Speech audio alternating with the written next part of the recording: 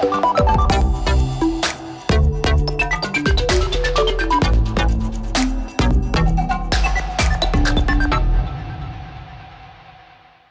my name is Asha Sampit and welcome to this new edition of Business Africa, your magazine dedicated to the continent's business and economic news.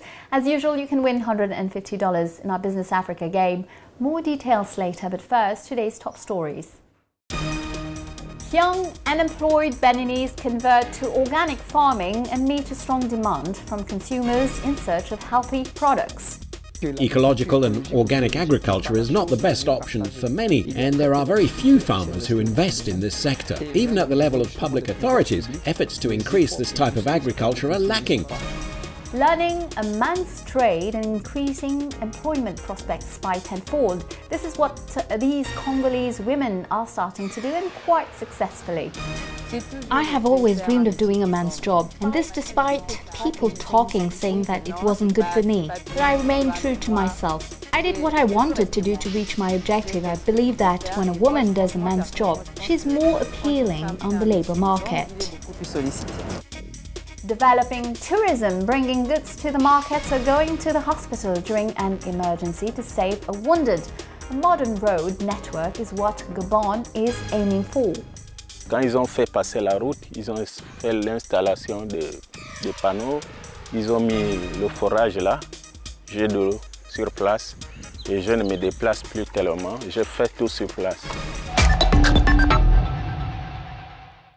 The farmer entrepreneur trend continues to gain momentum in Africa and is rapidly spreading to organically grown products. Benin is one of the most advanced countries, since it was in Porto Novo that the Songhai Organic Farm was founded in 1985, designated Center of Excellence for Agriculture by the United Nations. More than 35 years later, unemployed young Beninese continue this model of entrepreneurship through associations. Our correspondent Didier Assogba followed the young entrepreneurs of the Jardin de l'Espoir or Gardens of Hope Association and the farmers' market that they initiated to the delight of consumers. Take a look. We are here at the Minotin market, located at the heart of Cotonou in Benin. At first glance, it is difficult to separate organic products from conventional ones. Chemical pesticides used in the cultivation are tricky to be detected by consumers. Despite their absence, it does not make the lives of these organic farmers easier, who usually face other challenges such as pests, diseases, and weeds. Organic is seen as an unattractive form of cultivation in developing countries. Very large-scale cash crops seem to many farmers to be the only way of attracting foreign exchanges. This explains why very few farmers choose organic. Based in Torre Bozito, about an hour's drive from the economic capital Cotonou for more than 5 years, Femi Kochoni is one of them. He practices organic farming on an area of 3,000 square meters, and his main concern is the promotion of his organic products. Ecological and organic agriculture is not the best option for many, and there are very few farmers who invest in this sector. Even at the level of public authorities, efforts to increase this type of agriculture are lacking, but there is also the question of the market.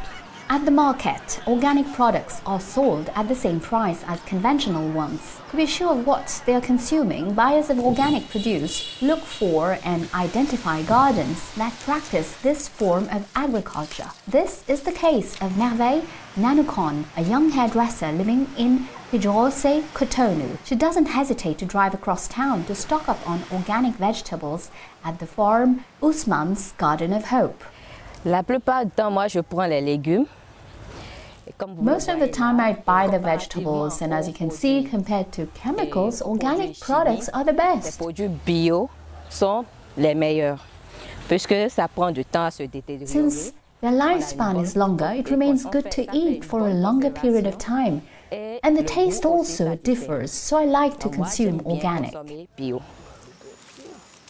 It's above all to meet this growing demand that Femi Kochoni and his friends launched in August 2021 the Farmers Market, a bi-monthly 100% organic market that they finance themselves. 7 gardeners manage this market, which welcomes 100 customers. These organic products are sold at a higher price than in conventional agricultural markets to ensure a decent income for organic farmers. We do all we can to ensure that the farmer receives a fair price. Our goal, of course, is to reverse the current trend within 3 years. So 70% in the farmer's market and 30% in a normal market. The farmer's market is the only initiative where you can find certified organic products in Benin. The duplication of this initiative in the rest of the country could favour farmers to invest in organic and also seek to transmit their cultivation techniques. Our customers recognise the value of our vegetables. In organic, you don't say, you need the money to buy some chemicals, you just need to use your hands. I believe that to produce it is even easier than using chemicals. For example, I don't need to pay for insecticide. We use neem leaves, which we have on the farm for the treatment, also papaya leaves, Vernonia grape leaves. I take them all, pile them up and soak them in water. They soak for several days, and then I drain and filter them and I make my treatment with it. We don't kill the insects, we just keep them away. With neem and papaya leaves, if flying insects, worms and so on try to eat the leaves, they won't like the taste. The products that we use will change the taste of the leaves. It's bitter or spicy. We do our own composting. We take dead leaves and dry leaves and we mix them with cow dung and droppings and charcoal waste. That's how we fertilize the soil. A traditional know-how which is quickly coming back to life and which could give Africa a real edge, and above all the ability to build up a new reservoir of organic products. According to a study by the Food and Agriculture Organization of the United Nations, the FAO, in 2017, Africa has almost 60% of the world's uncultivated land. Africa is a continent that's developing, and it's the only continent today where there's the possibility of enjoying natural produce, because the African farmer doesn't have the means to use lots of chemicals and cannot afford the heavy machinery to spread such products all over his soil. He can't afford to produce 2,000 hectares on his own. We still have natural seeds in Africa, and they are threatened, so now is the time to realize they must be saved. We must create granaries of natural seeds in the face of manipulated seeds, which have been transformed, seeds whose genes have been modified and which, once planted, become a threat to the environment and to the health of consumers. For Femi and his friends, their market has in any case already won its awareness bet. It's been a very successful initiative. We launched it to provide healthy fruits and vegetables free of pesticides and chemical fertilizer residue to consumers. We did not want it just for the well-off, we wanted it for the entire population. And looking at the mix of customers who've come here, I can say for this, our second edition, we have reached our goal. The roadmap has already been drawn, duplicating organic markets throughout Benin before extending them to the entire sub-region with a central target to become the leader in the distribution of agro-ecological products throughout West Africa. The region still only accounts for 17% of organic cultivated areas on the continent.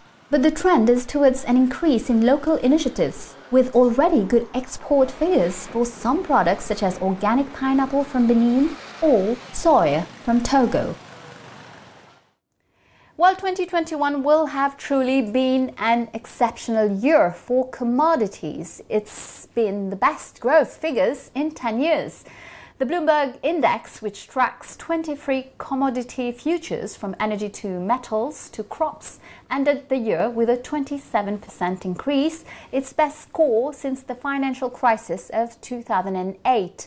Again, for African production economies, but also flip side for households. The rise in prices make everything more expensive, from food to heating, including the price of gasoline. And to discuss this situation, I've been joined from Dakar by Olo Sib, Principal Researcher at the West and Central Africa Office of the World Food Programme. Olo Sib, hello, and thank you for joining me on Business Africa. So what can you tell us about the reasons for these price increases in your region? I mean, food prices are driven in this region by various reasons. We can first look at the level of production that has been extremely low this year due to very bad weather conditions. Also, we know that in this region, conflict is a major driver of hard food price. Conflict has pushed 5 million people out of their village of origin. Also, those farmers couldn't farm. They don't have access anymore to market to sell their produce. Food prices also are going up because of conflict. We saw that the traditional market route, trade route, has disrupted in the region. So food is not flowing anymore from the production zones to the market. We also saw in the region that policies taken by government is not very helpful, right? We saw that, price control measures or export ban on cereal, some of the measures governments are taking in this region, and those measures are also contributing to disrupt the regional trade. We are also seeing in the recent last year, and it continued this year, that some countries are facing substantial inflation, like Nigeria, like Sierra Leone, and the inflation also is fueling high food price in the region. And maybe to conclude that high food price in the region is also driven by external factor, given that the global supply chain has been heavily disrupted by the COVID pandemic, and this region rely on the import of cereal, and therefore food price is going up in this region. Do you think this development has an impact on food security? We already see the impact of high food price on food security, especially on the most fragile population of the region. The number of people food insecure, so those who cannot meet the basic food need during the upcoming month, it's estimated at 38 million people. This is more than 20% increase compared to last year. We have also seen that the high food price is eroding the poor people purchasing power, especially the pastoralists who used to sell their livestock to buy cereals. And given the high food price, they can no longer access to food in the market this year. What to expect for 2022? Will the logistical challenges stabilize with a favorable effect on prices? I mean, it's important to know that the high food price is driven by endogenous and exogenous factors. And we talk just about the endogenous factors, high food insecurity, poor production, all the policies that have been taken by some government to ban export or to have price control measures. All these factors are endogenous to this region and will continue in 2022, even though the global supply chain is improving. Also, the region depends heavily on import for cereal, notably rice, wheat, but also sugar. And unfortunately, the price of those food commodity is still extremely high in the international market. And the forecast is that in this region, in 2022, the current level of high food price will continue. Olo Sib, thank you very much. Which country pays the most tax in Africa proportionately to its GDP or gross domestic product? In other words, its annual wealth production. Well, according to a joint report by the OECD and the African Union, it is Seychelles and Tunisia. They spend 34.3% of their GDP on taxes, much less than countries rich in natural resources. Nigeria, for example, has a rate of 6%. Africa's Revenue Statistics Report recommends that the continent broaden its tax base and impose environmentally related taxes. Recall that Africa has the lowest tax rates relative to GDP in the world. For this second report, let me take you to Pointe-Noire in the Republic of Congo. A young woman decided to learn how to operate cranes there, a job widely seen as the preserve of man, but Grace Rulendi quickly distinguished herself within her training by her ease and her charisma. Our journalist Jean-David Miamley followed her for a practical session. Take a look. It's hard to go unnoticed amongst all these boys. Grace Rulendi is a remarkable figure of the 20 students at the Raoul F. Training Institute, assigned to a practical session in handling cranes in the industrial zone of Pointe-Noire, the economic capital of Congo. Motivation has visibly taken the upper hand over prejudice. Not shaken by an unfavourable environment, Grace is following her heart. I have always dreamed of doing a man's job, and this despite people talking saying that it wasn't good for me. But I remained true to myself. I did what I wanted to do to reach my objective. I believe that when a woman does a man's job, she's more appealing on the labour market. But how does this young lady from the working-class district of Makayabu feel in the midst of all these men? Does she regret her choice? I like it. I like to do a job where you can actually be remarkable. If I was doing the secretarial work, I personally think people would ignore me. When I do a job like this, I actually gain more value in the eyes of others. Obviously, Grace Rulendi feels fulfilled in this training as a crane operator. She acknowledges the fact that her family environment and the atmosphere at school help her overcome social prejudices.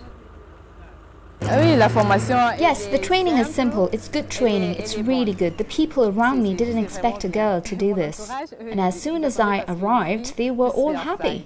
They even appointed me class captain. At home, Mum was very proud of me, because she learned that her daughter chose such a profession. In my neighborhood, I don't really like exhibiting what I really do there. The Raoul F. Vocational Training Institute has already recorded 12 training sessions of 6 months each since it opened in 2016. 7 women have already been trained, and according to Cristali Bitezo, a classmate, Grace is really exceptional. She's managing to be among the brightest in the class already. Although there are a lot of men who are part of the program, she is not disoriented. In any case, she is learning very well. She is even an example for the majority of girls who try to succeed in our company.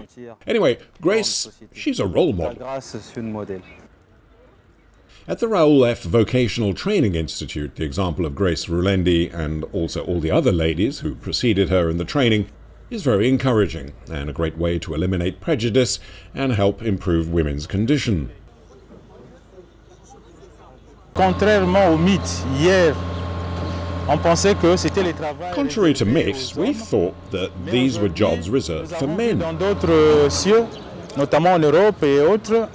other places, particularly in Europe, we see the involvement of women in what was thought to be reserved for men.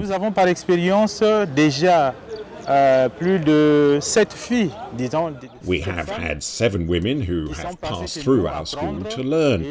They have shown that they can do just as much as men.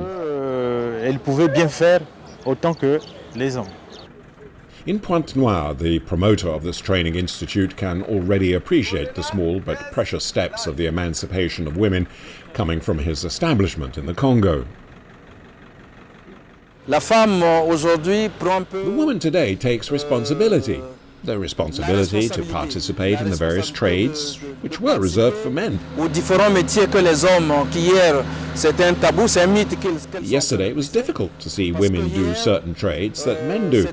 Yesterday it was a myth that they are trying to shatter. Because yesterday it was hard to see women doing certain jobs that men do. But now, in any case, they are doing these jobs, thanks to their efforts and motivation. Knowledge is power. Vocational training breaks down the myths of professions dedicated specifically to men. enough to gradually change the situation in a predominantly female country, where people often marry very young and have little chance of learning a trade.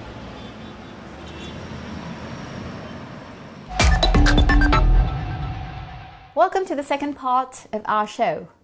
The US administration announced earlier this year to exclude Ethiopia, Mali and Guinea from the AGOA, the African Growth and Opportunity Act, a trade agreement between the United States and Africa. A guarantee of reduction in import taxes subject to conditions concerning, in particular, respect for human rights, good governance and the protection of workers. Washington believes that these conditions are no longer met due to constitutional developments in Guinea and Mali, as well as the Tigray conflict in Ethiopia. And concern is mounting over Ethiopian coffee. This renowned export product is faced this year with the context of armed conflict in the north of the country. The end of the AGOA agreement could impose new US taxes and weaken the incomes of millions of farmers.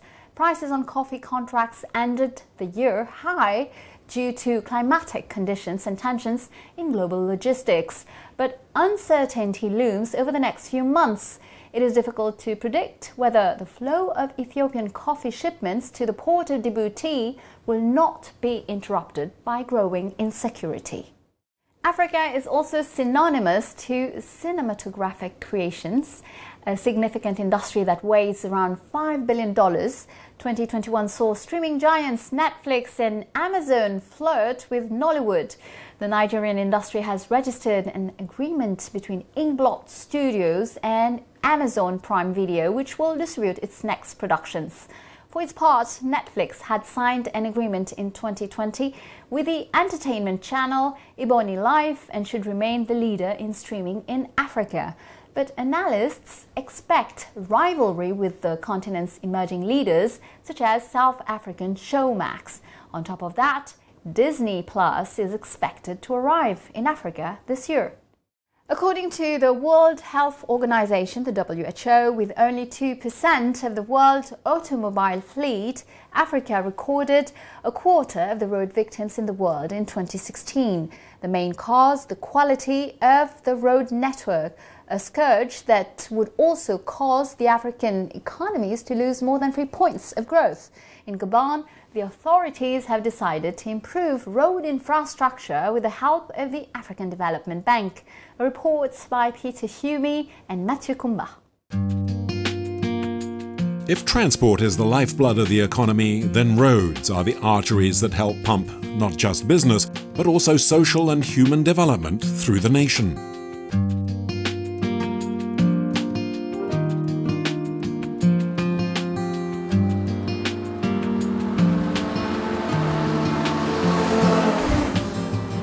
La construction de la route, ça nous a permis d'atteindre certaines localités où on avait du mal à atteindre pour la sensibilisation sur la problématique du VIH.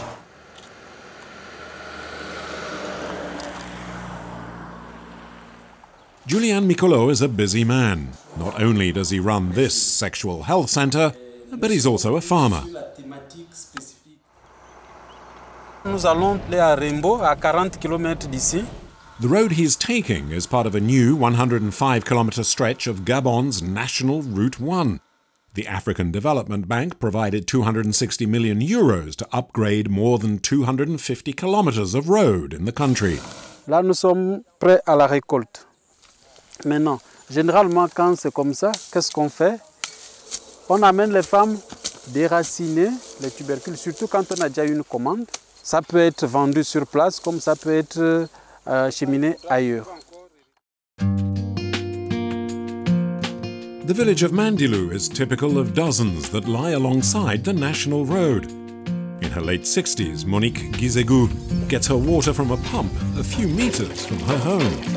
A new well was dug as part of the infrastructure improvements of the African Development Bank's road project. The old pump was operated by foot, and extracting the water, well, let Monique demonstrate how she had to do it. La première pompe là, c'était comme ça. Tu danses, tout le corps. Il faut que ça bouge pour remplir là. Vraiment, c'est pénible. Access to clean water is essential, and so is access to healthcare. The dispensary at Guidamou is one of 17 financed by the African Development Bank and built alongside the national route. Quand ils ont fait passer la route, ils ont fait l'installation des panneaux, ils ont mis le forage là, j'ai de l'eau sur place et je ne me déplace plus tellement, je fais tout sur place. Je suis logé à côté là, même la nuit on peut me cogner, je me déplace, je passe au dispensaire traiter le malade.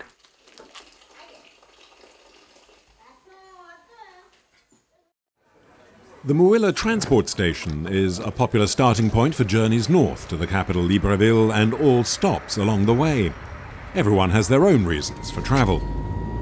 Moi, c'est le travail puisque je fais les allers-retours, je voyage quotidiennement. Moi, c'est le petit commerce que je fais. À l'époque, c'était pas la joie. Si on avait véhicule, on n'arrivait même pas ici. Il fallait avoir un 4x4 pour le transport ici. Mais depuis qu'il y a le goudron, même un taxi arrive ici à Mouila. Il peut parcourir Lambaréné et Mouila sans problème à l'heure et tout. En 2 heures seulement. En temps à l'époque, il fallait faire au moins 5 heures de temps en route et avec les bourbiers et puis les cassis.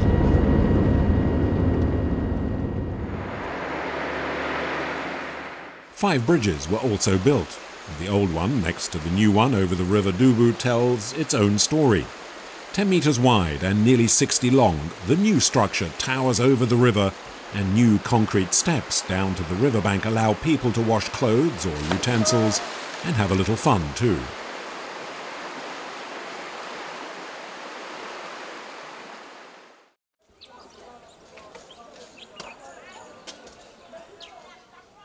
A few kilometers away, the seemingly tireless Julian Mikolo has left his fields and is now inspecting the motel he's half-finished building. Je suis encore en plein chantier, vous allez le voir. Je ne suis pas encore tout terminé. Il y a du développement, il y a des étrangers qui arrivent. Il faut bien qu'ils trouvent des endroits où se loger. And things are happening indeed here and elsewhere in Gabon, due to the bank's continuing commitment to build up the continent's network of roads and highways.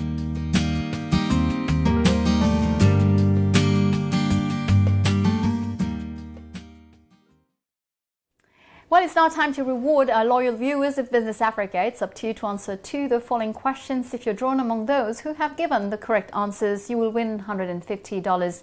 This is game number 567, so listen carefully to the 2 questions that follow, and good luck. First question. Where is the Beninese organic farmer Femi Kochoni located? In Cotonou, in Tori Bazito, or in Porto Novo? Second question. How many students are there in Grace Rulandi's training program?